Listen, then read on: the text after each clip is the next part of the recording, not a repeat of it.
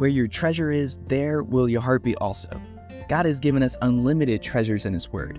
Every time we open it, we can discover a new treasure or admire an old one. What will we find today? Here's Carla Early with Treasure Hunt in the Word.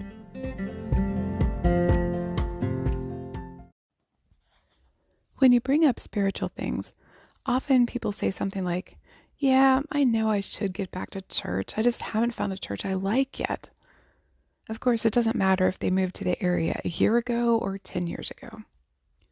The Samaritan woman said something similar when Jesus started talking about spiritual things. She, like Nicodemus and the Pharisees, discerned that Jesus was from God, perhaps a prophet, since he knew about her background. And it always seems strange to me that the first thing the woman asked was, "Where are we supposed to worship, here or in Jerusalem?" Was she trying to deflect from her sins, or did she really want to know the answer to that generational debate of where to worship? Or did Jesus' light shining on her sin make her desire to worship, desire to get right with God? The only thing she knew was making sacrifices on Mount Gerizim, but the Jews said Jerusalem. Only, as a Samaritan woman, even if she traveled to Jerusalem, she wouldn't be welcomed. So what should she do? How could she get right with God? Jesus had to fix her misconceptions.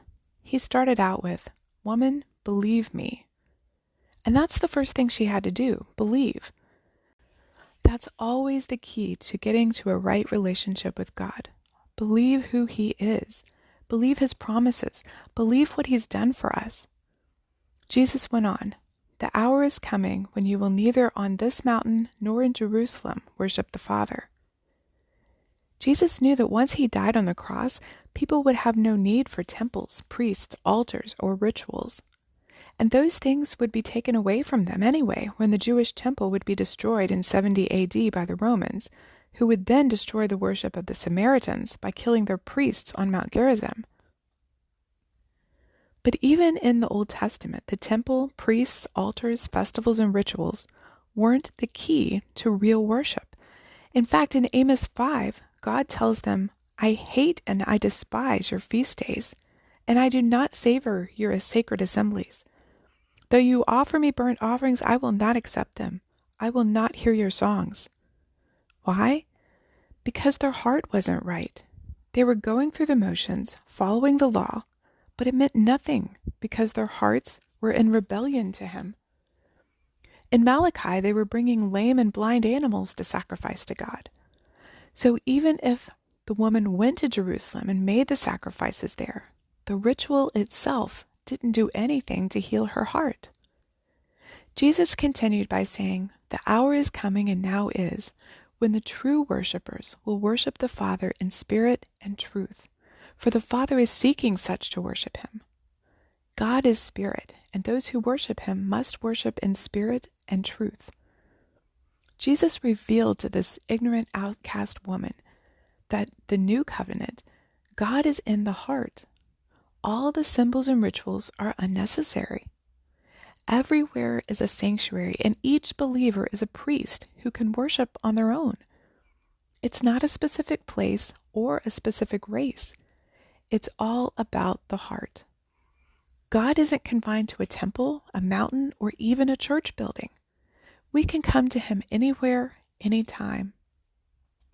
And just as worship back then wasn't all about sacrifices, worship now isn't all about music like we sometimes think. It's about our heart attitude. So think about when you were in church last. We always stand and sing, bow to pray, and sit to listen to the sermon. And we usually call it a worship service. But for us, that can be an empty ritual just as much as the sacrifices at the temple had become to the Jews. True worship comes from the heart. That's what God is looking for. When He looks around during your church's worship service, does He find you truly worshiping? Our worship doesn't have to be confined to a church building. We can worship Him anywhere and everywhere, all the time, every moment.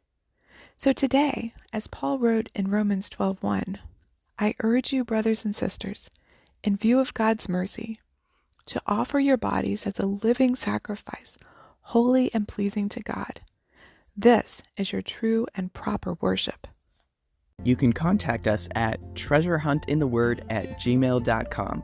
We'd love to hear the treasures God has given you through His Word. You can listen to other episodes on our website, which you can find in the description below.